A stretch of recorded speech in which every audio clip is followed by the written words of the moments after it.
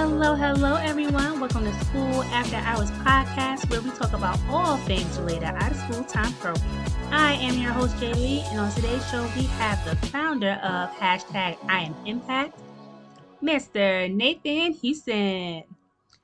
Nathan has over 20 years of experience in the out of school time field. He facilitates social emotional learning trainings and restorative justice trainings for educators and out of school time professionals. He is also the director of youth development at Mentor California.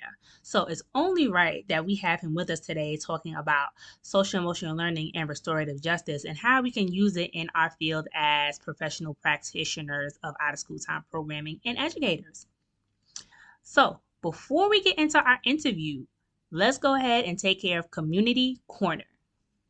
Community Corner is a segment of the show that allows guests or myself to share tips, advice, or information with families, youth, and community members about the out of school time programming field. For this episode's Community Corner, I asked Nathan, tell us one or two things we should know about social emotional learning, but also how do we begin to practice it in our day-to-day? Thinking about that question, social emotional learning, one, I love it because it's life, right? It's how we do life. Everything we do, you can think about the 5 competencies, if you will, of SEL, and they fall into that category. So I would say some practices. One is, and you kind of, with your follow-up question, kind of lead into what I was going to say was making it a part of you, right? Who you are as an individual. For me, when I got into SEL work, I thought about how I looked at it as an additive. Like, okay, now I'm going to add social emotional learning to my program. But then I realized that social emotional learning is already embedded in my program. Now I have to be intentional about calling it out, right? And being able to see where I see SEL. So when we think about self-awareness, right, self-management, social awareness, all those different things, our young people, staff, we're already doing these things and practicing these skills. We just don't label it as such as SEL. We just call it like grinding, right? Working, right? Loving on our babies. But when in reality, it's really social emotional learning. And so for me, the practice is that really helped me was to become the work, right? So to understand that I need to be more self-aware. I need to be able to learn to manage myself, my emotions, my feelings, and take those moments a part of the work, right? How am I feeling when I check into this classroom, when I walk into this space with young people? What's surfacing? What's moving inside of me? A lot of those things folks don't look at, or we just constantly like, we're thinking about the babies. Oh, I got to do this for the young people. I got to do this for the young people. But what about you? And so I always tell people to come one a couple of my workshops. I have one in particular that a lot of people like. It's called It Starts With Me, But Doesn't End With Me. And so as educators, one of the things that we can do is start with us as the leaders within the space. When we come up and we're showing up with young people, being self-aware, learning more about your identity, who you are, your culture, your background, your heritage, right? And then being able to manage yourself, like knowing that, there's certain encounters with young people where you may feel triggered, get angry because you think about something in your past, or they bring up pressure, a pain point for you, whether it's your skin color, your weight, right, your ethnicity. Those are things that can be pain points for folks if we're not aware of how we feel or the things that are going on. So for me, I would say the biggest practice is to become the work yourself and not just be a role model, but to be a real model for your young people. Thank you for sharing that information with us. Now we're going to go ahead and jump into our interview. So Nathan, tell us a little bit about yourself and how you got involved in out of school time programming. Absolutely. So I got my start after school program, started off as a participant. From a participant, I was a volunteer. At the age of 15, I ended up losing my father. My after school program was like, yo, we know that it's you, mom's little sister. And, my neighborhood, my community, there was a lot of negative stuff to get into. So they're like, we think that you'll be a great fit for after school program. The young people, your peers already look up to you, admire you, they respect you. So I interviewed for the position at 15 years old. Then I became a program assistant for the Intel Computer Clubhouse. The Intel Computer Clubhouse was a program that the Bill and Melinda Gates Foundation had launched back in 2003, 2002, and they planted 75 Intel Computer Clubhouses all over the nation, and I think 2 in Africa. And so Sacramento had the opportunity to have 2 of them, and so Center for Fathers and Families, which is the agency that I worked for at the time, had one of those Intel Computer Clubhouses. So I was a program assistant. It had the top of the line computer software, video editing station, 16-track studio. So I got my start kind of with technology, right, at 15. And we're going from, and I know you probably remember this is, I was transitioning from dial-up internet, right, to now we clicking buttons, right? I'm clicking Hey, buttons we and the in there. internet. We made it, y'all. Yes, yes. I'm like, wait, what? I don't have to sit here and wait for this music to download. So absolutely phenomenal to have like top speed internet at my fingertips, right? So my role and responsibility was to teach young people, my peers, how to properly use the internet, Internet Explorer, right, PowerPoint, Word, and things like that. And then the other software I kind of learned as I was going, just playing around with the material that we had. And it's funny because I actually just found some of the CD-ROMs that had the software, which was like, wow, like this is what we were dealing with, right? There wasn't just download, click the code, and you download the software. No, you had to insert the CD-ROM, download it, right, and then go to another computer and make sure the code matched because you only had so many licenses, right? You can't be Right. bootlegging stuff. So I learned all that, right, at an early age, and then after being a program assistant for a couple of years, I was able to go to a school site, frontline staff. It was a literacy program that we were working with, 90 minutes of literacy a day. I ain't gonna lie, my young people like, yo, we gotta read some more. We gotta listen some more. So 90 minutes of literacy every single day. But the improvement with their reading was through the roof, right? So this is a program that was proven. A lot of English learner students that we had in the program were benefiting from it. From there, 6 months being a frontline staff, got a call like, hey, we got an opportunity to launch our own on-site school program in a school district, which was North Sacramento School District. And I took the opportunity. I'm not gonna lie, I was sitting there, right, 19 years old, took a couple classes at a community college. I'm like, yo, I don't have my degree or anything like this. I'm pretty sure it's gonna be an old principal, right? It's gonna be an old person who like, what is he doing here? And that ended up being a young principal, young white principal, young white Oh. woman. And she was like, you're everything that our young people need, right? So it's just like it was this affirmation and confirmation taking place. And so was a became a coordinator at the age of 19, supervising six staff. So I went from being like frontline to having my own staff of six people and overseeing like 150 kids in program. So it was like a big change for me, It's different. That's right? different. Yeah. But I would say, right, all the preparation, all the things, and all the participation in program before had led, like, prepared me for that point. So Mhm. then I was a coordinator for 10 years. Okay. And from a coordinator, I love being the coordinator position. I believe like site coordinators, right? They are the key to pin to after school programs and making sure they operate. And so for me, I also see them as that bridge, right? To be able to pull Mhm. in the community, the school, the daytime program, the after school program, and then the Mhm. parents. And so was a coordinator for 10 years, three different school districts here in Sacramento. Loved every moment of it. I will say my favorite age group, though, middle school.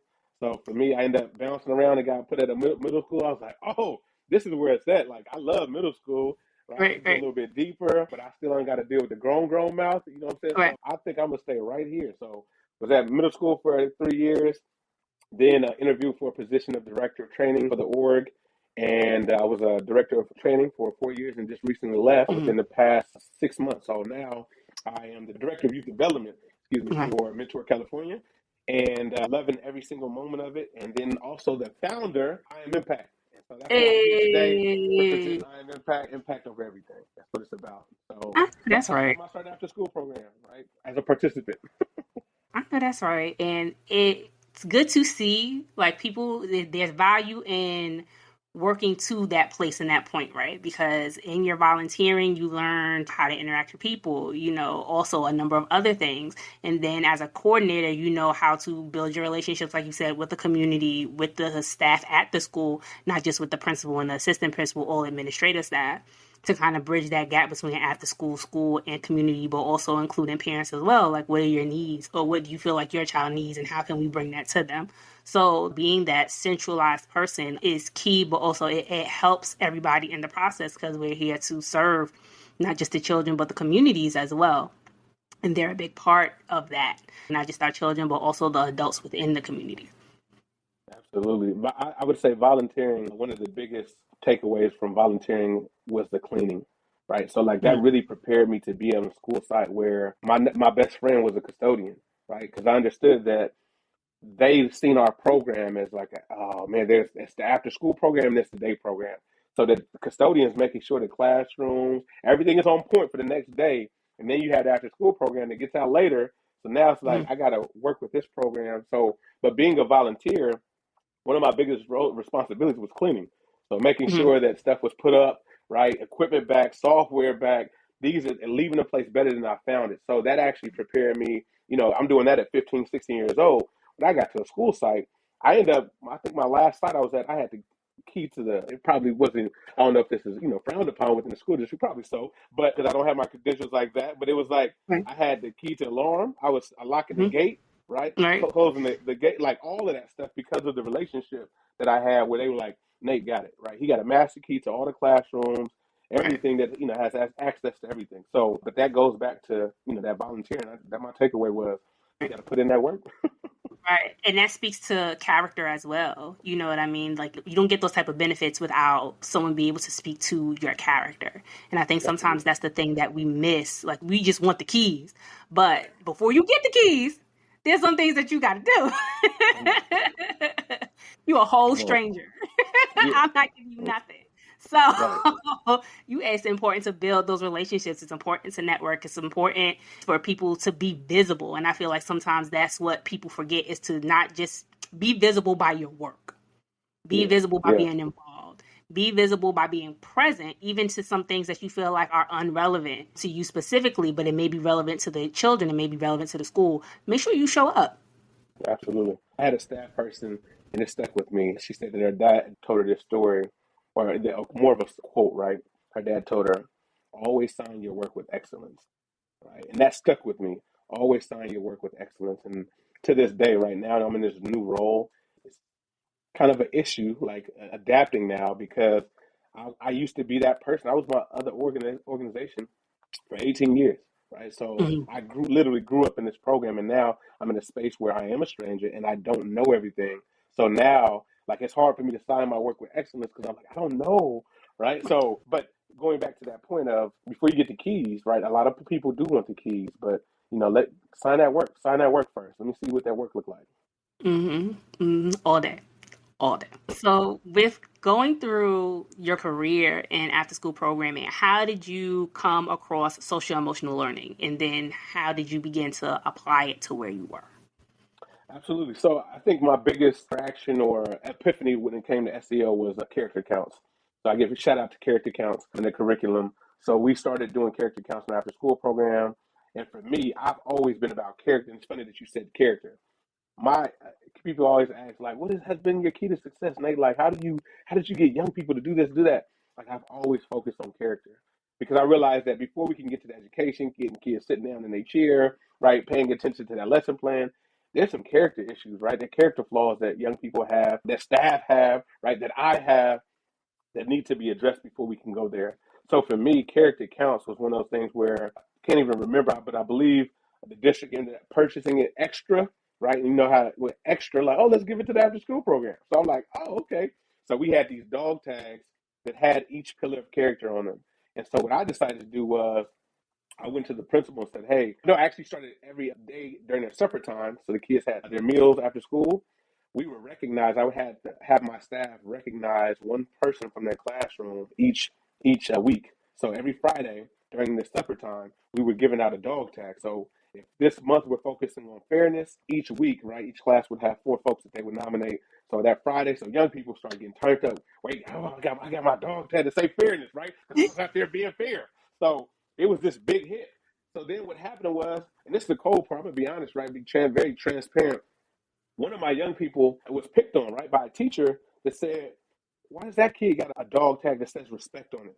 It's not respectful in my classroom.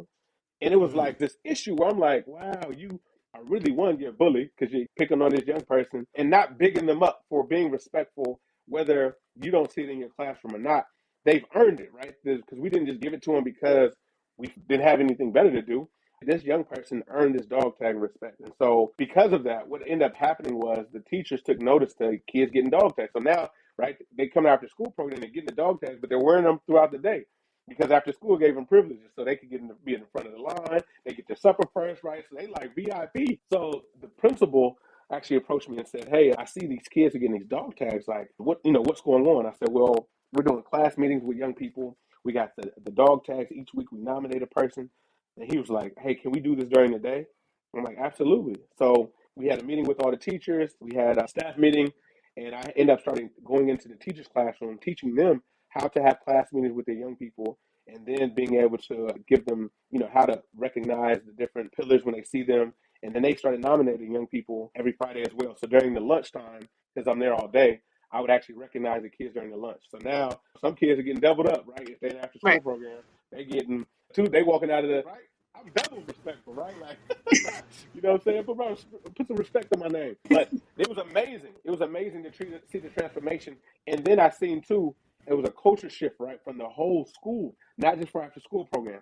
Because what we were seeing was, I also ran alternative suspension program at my school site.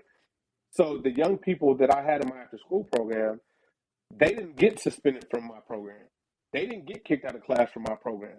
So we started having conversations with the school. They're like, why is it that Nathan could come to program and be absolutely fine, but when he's in his classroom, he's getting kicked out, right? Every 15 minutes or an hour, right? So what we realize is that character, right? There's it's the relationship that the after school staff have with the young person. So now we got to better our relationship as teachers to the young people. And so we started to cultivate those relationships, and it was a beautiful thing to have receptive teachers, right, to an after school site coordinator leading the way. So I'm like now meeting with teachers and showing them this is how you build relationship. This is how, right, picking and choosing your battles, right? Understanding, getting to know your young people, right? That young person's not just being defiant. And I always see that when there's a need that's not being met, right? That's the issue, right? It's not just that the kid want to wild out on you. There's a need that's not being met. So if we could go a little bit deeper and build those authentic relationships, we'll see transformation. Right. And you hit the nail on the head about building culture. That's one of the things that was important, is important when you are building such a program that what you're using is one to be implicated during the day. That's how you feel like it is all in one page. It is all in one swoop. Everybody's doing the same thing. And it makes not just your after school program stronger, but it also helps make the school stronger as well, because you have a cohesive plan, and that's how you are working together as a partnership within your community, which is the school. So I think some people don't know how to respect it, but also be humble enough to come to and ask, like, hey, I see that this is working. How can we begin to implement this during the school? Or even if it's working during the school day and you want to apply it to after school, switch it up a little bit, but it follows the same principles. Okay, how do we begin to focus and, make sure that it works during after school, so it's a full cycle, like we're all on the same page when it comes to culture development and character development in this environment.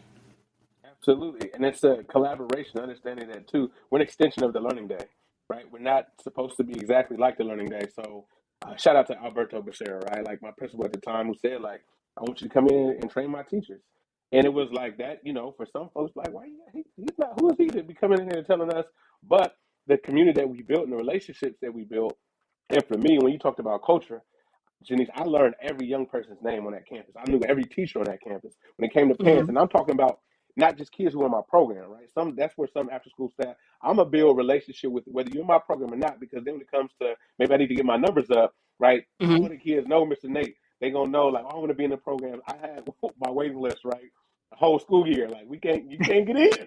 So, Right. because we know, right? After school program is limited spaces. So, for me, culture is big. I'm talking to everybody, building a relationship with everybody, even the teachers who were difficult and challenging, like who gave pushback. Because I'm like, at the end of the day, why are you here, right? You signed up to serve young people, so you get with the program, right? Or you just gonna be uncomfortable around me. That's it. I ain't going nowhere. I don't know what to tell you. I don't know what to tell you. You'll be all right. You'll be fine. Uh, Absolutely. oh gosh. My next question for you is, as you learned social emotional learning and applied it within your program, how did you begin to push forward doing your own thing with I Am Impact? It was so organic. I can't front. Like Can't it was just pinpoint it. Like, organic. it's just It was just organic. Like so I'm Impact was this idea, this thought in 2013.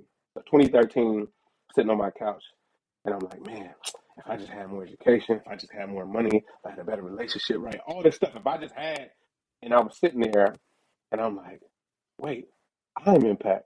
Wait, I am Impact, right? So that's exactly how it happened. I'm sitting on my couch, and I'm like, praying. I'm like, wait, what? Like if I just had this, then I'll be able to do this and that. But I realized for me, going back to the character piece, right? So when I realized that social emotional learning is really also about character as well, and that self awareness, it really started with me going inside, going inward when it came to learning more about myself and being self aware about my feelings, right? What's going on, my background, my culture, my heritage.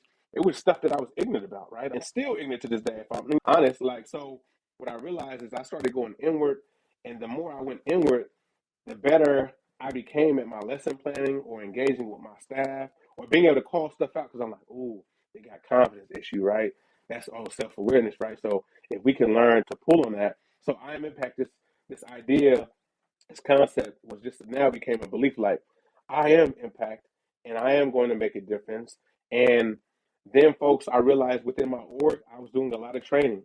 Just people, they were sitting in Organically. the those staff that they were about to that last leg. Like let's send them Right. to Nate's site, right? Because if they can make it, if they can't make it at Nate's site, they can't make it anywhere.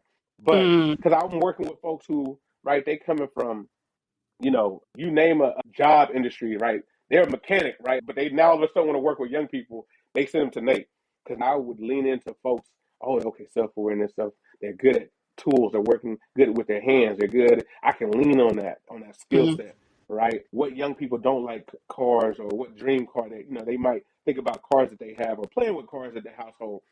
Maybe I can lean into the staff person and that skill set and have them, maybe they could build a car in the classroom, right? Now we gonna get into STEM. Now we ain't even going to go there yet, right? But that's how my mind worked organically, where it was just like it would happen. And so I am impact. I started doing training. So like character counts. One of the school districts actually brought me in. They asked me to train all the after school staff and character counts. And I would say that was one of my biggest gigs to be able to train. I think we had like 70 something school sites, but they going through rotations of coming through our character count sessions. That's where I got my start. And then the calls just start coming in like, hey, we noticed that you were here or we heard about you, and that's how I end up getting to the level that I am now. I was speaking here in California. We have the California After School Standards Quality Standards program, and talking about the quality standards. Somebody heard me talking about, and I don't know about all programs, right? So for me, we didn't really have no standards. Like I got to be honest, we didn't have no type of standards for our program outside of attendance, right? Kids, attendance and behavior. So I got notion. I'm like, oh, 2014, these quality standards dropped. And I'm like, oh, I'm super juiced. Like, I'm really like, yo, like I'm in this meeting with CDE, Expanded Learning Division, and all the after school programs, the county Office of Ed. And I'm excited about it, right? And they looking like, because nobody's excited as I am, right? I get right. turned like, yo, we Right. got standards. We And got a I'm whole like, plan. yeah, We gotta figure this out. We gotta follow this right here. This it. right. This it. So I'm juiced about it, and the folks are like, "Yo, like who is this guy?" Right? Then they had something called the CQI, Continuous Quality Improvement Plan, that they wanted to drop. That all programs got to collect data, and I'm like, "Oh, I do post-it notes with my staff. Like we collect data. This is how we shift our program in real time." So they again like, "Who is this?" So no lie. Anisha, shout out to Anisha Steinberg, works for the California Department of Education, Expanded Learning Division. It was CQI was her baby, and so she's like, she heard me speaking, she tracked me down through a sign-in sheet, right? She ended up calling my best friend who was at another site. His name's Nathaniel, my name's Nathan. So she ended up calling him. He was like, oh no, that's my boy Nathan. He's at another school site. So she called me, and she's like, yo, you got to go. We want you to sit on the panel, a social emotional learning panel, at the Boost conference, the Best Out of School Time conference in Palm Springs. And I'm like, wait, what? Like, so these things just started happening organically. Like, now I went from just training my school site to now they're like, we Mhm. want you to sit on a panel at the Best Out of School Time conference in Palm Springs, right? And I'm like, oh my goodness, this is amazing. So now I'm sitting there with folks who've been in the game 30, 40 years, and that's how it transitioned. I'm like, yo, I could do this. And Right. I got the experience where I'm gonna be able to like lean into the experience that a lot of folks don't have that I have, right? Working in the low poverty-stricken areas, having to overcome, working with a little bit of resources, making stuff work. And I would say my program was off the hook. We was having a great time with them $5 pieces. You know what I'm saying? So we split cutting them things up into squares. He was like, I just got crushed. He was like, hey, we're gonna work with it next time. We got you, right? But it was again. So I looked at how SEL those were things that I was applying to my life. Like, okay, I'm looking at, okay, I am Impact. I want it to be, it's going to be a brand that focuses on SEL and restorative justice, but right now it's really just it's about me learning, right, and growing and really using my experiences and looking at that wheel up in front, right, that, social awareness, how can I apply that in this competency, if you will. So that's how it happened organically, and it's still happening and evolving. And now I will say I had to label it because I'm one of those folks that can, adaptability is one of my top strengths, right? So what can happen is I started getting pulled in too many different directions. Like, oh, Nate, come do STEM. I'm like, oh, that's not my wheelhouse, right? Like, come do physical education because I could get folks excited about it, but that's not my wheelhouse. So it's like I can do a physical educational training and talk through it like I know it, but that's not my wheelhouse. So it's like, nope, we gotta like define this. It's gonna be SEL and restorative justice. That's what we're gonna be focused on. That's our babies. So that is a good point for us to pause for a moment and take a break. So everyone, don't go too far. We're going to go ahead, get some water, take care of some personal business, help keep these bills paid. And we will be right back. So don't go too far. Give us a couple of seconds and we will talk to you soon.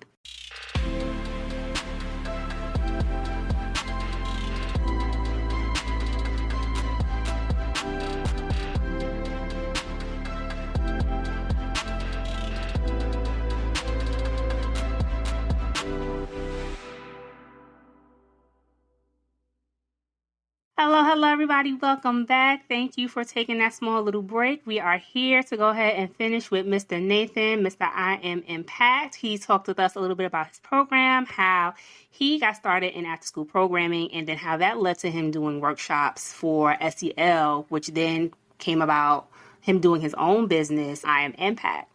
So from there, Nathan, I wanted to go into the healing circles with you because I've seen you do them at conferences, and the last one that took place at Boost this year, you had a lot of great feedback on your healing circle. So just give some people some background about the healing circle and how can they begin to use restorative justice in their programs.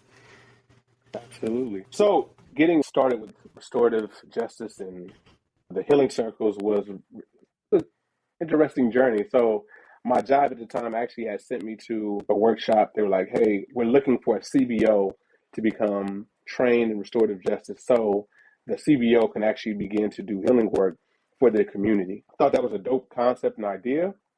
But then I was like, oh, it's going to be one of those hokey pokey. You get in there and, right, it's not really what they say it's about. And the folks who are facilitating are going to be weak and don't be able to, can't relate to the community, all kinds of stuff. So I went in there with a negative mindset. I ain't going to lie, right? When you're educated for a while, you start attending different workshops, you start seeing stuff, you like, I could have just been at my school site, right? I could have been doing my own thing. But I went. So went there 5 days, 5 hours a day. So I would say that shout out to Ms. Rita Alfred, who was my trainer in restorative justice, and particularly in healing circles. Ms. Rita Alfred comes from the Bay Area of California, so San Francisco, Oakland area, and she's been a restorative justice coordinator for a long time, has her own business and restorative practices, and the goal was to train with one of our partner school districts, and so the goal was once I'm trained, I can come back and start to do those healing circles with the community. And I would say right off the back, I have to say that it was opposite of everything I thought it was going to be, right? I thought it was going to be weak. I thought I was going to be annoyed. I thought I can't wait till it's over. I absolutely enjoyed every single moment of it. One, because within these circles and within this practice, I got to see administrators in a different light, right? I got to see cops in a different light. I got to see custodians in a different light. And I got to see just overall teachers and administrators in a different light. And Miss Rita Alford brought this community of people together, right? Different walks of life, but who are all our central point, our focal point is what? Young people.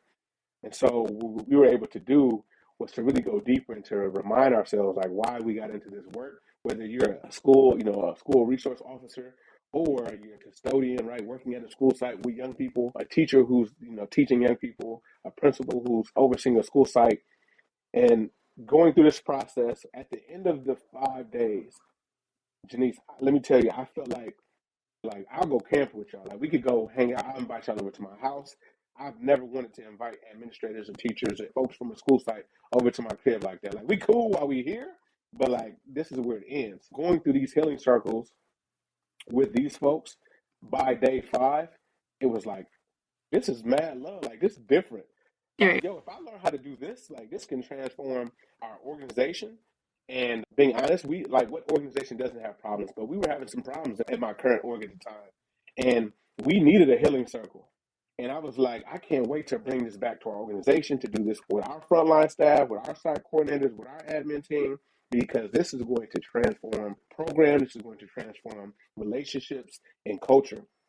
And so got trained in it, started doing. I went first circle I did was with my organization, and I'm not going to sit here and lie and say we did a whole bunch and things started getting better. We did one, right? No, we did two. We did one immediately, right? When we went through this healing circle, folks felt like so good after. Folks were like, "This is what I needed." Like, I was so glad to be able to get that off my chest, right? I was so glad to be able to share how I really felt, and we did that one. And of course, I wanted to keep going deeper, right? Because it's like, ooh, when you see now, if we could just continue to do this, build upon this work, didn't happen. I ended up going and doing some other circles. Shout out to Dr. Michelle Hamilton, who was also a part of this practice, who was the director of student services for one of the school districts. So again, we were in this room with folks who the shot call of school districts, right? And to see that this process, the circling process, really changed the dynamic, and it changed how we engage with one another. It allowed us to be more transparent and vulnerable, but it created a safety net, right? And it created a space, a sense of safety to where we could be honest about how we really felt about whatever it was that we were talking about at the time. So, in going through that process, the I'm Impact Healing Circles were born. I'm like, again, right? Remember before, it was like, oh, this is great. And I love to put people on, but Miss Rita Alfred gave me the book, Spirit of Intimacy by Saban Fusame. And Mm-hmm. she went to hand me this book, Janice, and she wouldn't let it go. Like, she went to hand it to me, and I grabbed it, and then she's like, and Mm-mm. she's just looking Mm-mm. at me, and it's awkward, right? So I'm like, yo, like, why you Like give what? me the book and you want to give it to me? What do I do? And so she's like, Nathan, I see something in you, and I know that you're going to take this work and you're going to continue to circle forward. So, me being who I am, because I jump into the middle of books, I jump in the end of books. I don't never really just start at the beginning. I get look at the back and like, oh, what can I Right. pull from this, right? So there was this quote inside this book. There was this quote inside this book that during our healing circles we would use as a point of reference for our community, and it was always so profound, and I mean, like, so profound, where it really had me like, this is something that most folks don't know or don't hear. And I'm gonna read it real quick. This is Mm-hmm. what it says. It says, community is the spirit, the guiding light of the tribe, whereby people come together in order to fulfill a specific purpose, to help others fulfill their purpose, and to take care of one another. The goal of community is heard and is properly given the gifts he or she has brought into this world. Without this giving, the community dies. And without the community, the individual is left without a place where he or she can contribute. The community is that grounding place where people come and share their gifts and receive from others. So this quote was like a kind of like an anchor, if you will, for when we were going through this training. And that quote came from that book.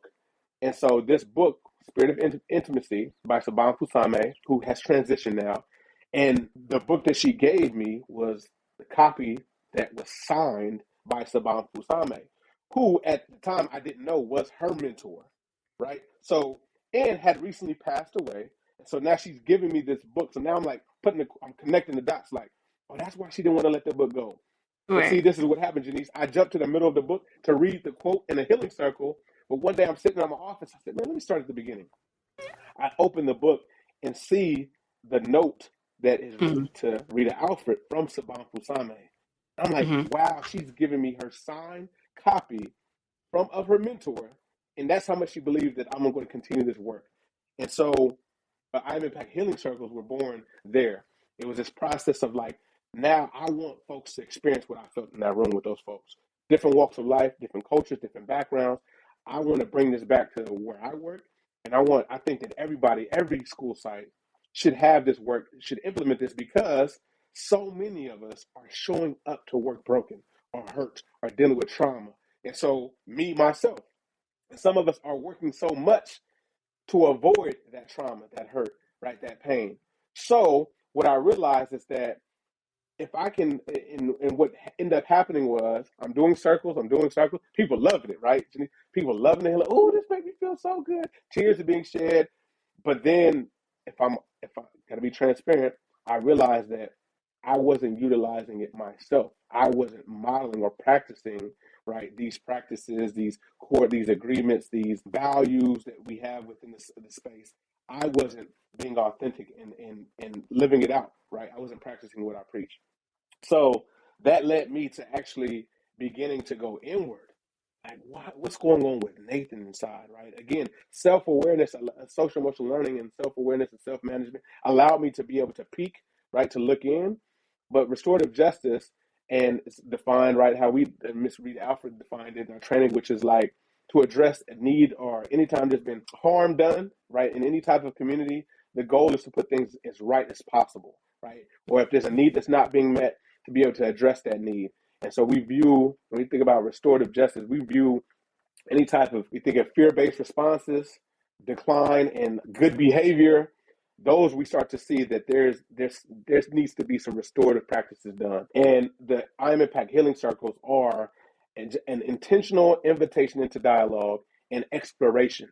And I would say more recently, the exploration part has been something me and my business partner, have been more dissecting and going a little bit deeper. Is because we've been very intentional with the dialogue part, but now it's like the exploration of what communities need. So if we're talking to Janice and her community, what is that? We're going to have that intentional dialogue, but then let's explore to figure out what else is needed from the ground up. Because typically in our educational spaces, they're built from the top down, right? Like, hey, we're going to come and tell you in your program, you need to do as social emotional learning. You need to do tennis. You need to do karate. You're like, my kids don't even like karate, right? They don't like tennis.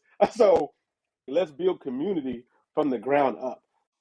You know what? You are absolutely right, Nathan. I can't tell you how many times I've been in organizations where we've gotten instructions from higher administration about some of the things that we need to implement in programming, but it's not exactly what the community needs at that point in time. And the intention may be good, or it may be coming from a good place, or it may be something that's being popularly done now, but it doesn't mean that it serves the community well. So I completely understand what you're saying. You got to see what the people on the ground need in order for you to continually be successful as an organization. So hold that thought. This is a good place for us to go ahead and transition into Professionals Lounge. Professionals Lounge is a segment of the show that allows guests to share advice and tips with other practitioners in the out of school time and youth development field about how they can begin growing their gifts and talents, but also developing themselves as professionals in the field. Without further ado, here is our Professionals Lounge conversation. My next question for you is for people that wanted to do more in social emotional learning and restorative justice. Like, what are some of the steps they need to take in order to apply it to where they are? Absolutely. One, I always give shout out to Castle, CASDL, right? Going to the website, castle.org, getting your start there, right? Just getting familiar with the competencies of SEL. And then when it comes to, restorative practices, I would say take a moment and just look at what's going on in the world, right? We look at everything that's going on. We look at our criminal justice system. We look at our school system, right?